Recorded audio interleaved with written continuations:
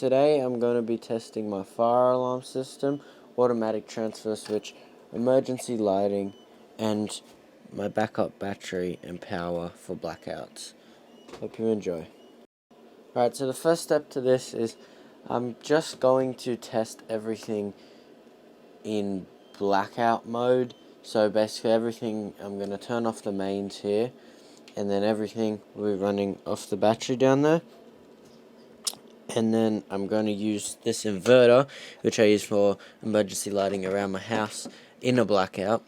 Going to be connecting that to all the lights on my workbench, and using that to test the battery bank even more in a blackout situation.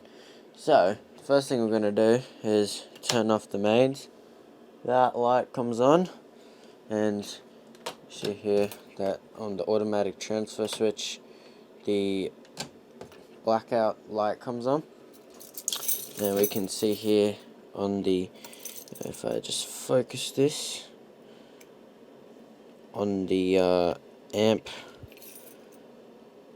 meter for the battery, we have just under 2 amps, which seems about right, and about 13-ish volts.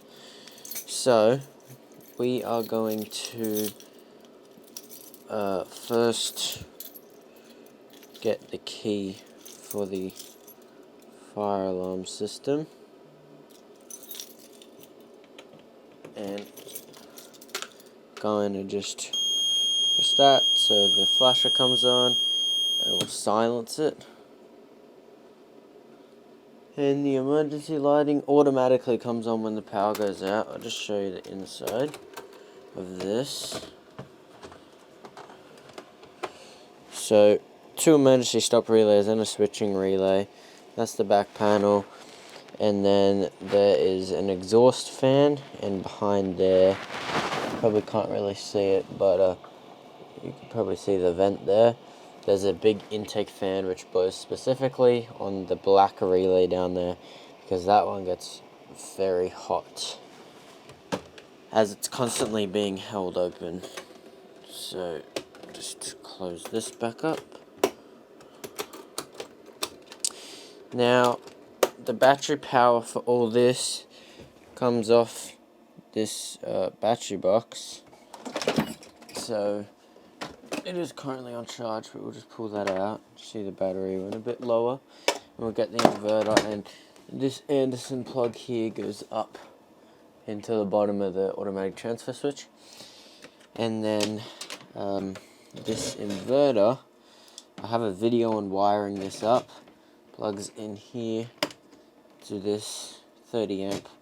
Well, the inverter can draw 30 amps, and the relay inside is rated for 30 amps. And the fuse.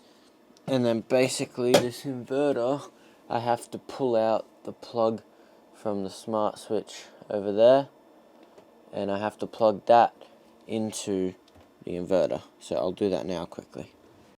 Okay, so I've got the 2 cords plugged in there. It comes down into my inverter. So we're just going to switch this on. There we go. And we have lights back. So that light is a 20 watt, that's a 10 watt, so roughly about 30 watts, which is roughly what I would draw from this inverter in a blackout, have a couple 10 watt lights. In fact, this is one that I usually use. I have a video all over this battery box and everything. You see we hit about 12 volts. We'll check the time right now. It is 8:30. So at 9:30 I will come back and I will check this and see what the voltage is, make sure it's all running correctly. This all gets tested monthly. You can see the fire alarm's on, and occasionally I'll come back and make sure that the buzzer still works and everything, and I'll check the voltage on the transfer switch and all that. I'll check that the emergency light is still on. So what I'll do is I'll lock this off so that no one can come and turn it back on and interrupt our test. So I'll check back in with you guys at maybe half an hour and we'll see how the voltage is doing, or maybe at the end of the test, I'm not sure. See how we go. Alright, so we're half an hour in, halfway through our test. Everything seems to be going well. Still pulling, what's that? Just above 2 amps now.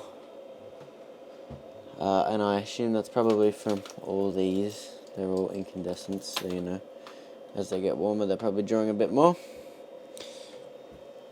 And our voltage on our battery box is 12.1, so it's hovering pretty well. Our inverter is still powering our lights, and our emergency light is still on. And yeah, so everything seems to be pretty good. Buzzer's still on. And at the end of the test, when we shut everything down or turn everything back to normal, we'll open this up, and check that all the connections, there's no loose connections or anything, and yeah, so. Alright, so we are back. It has been an hour. Our battery is still holding 12.1 volts.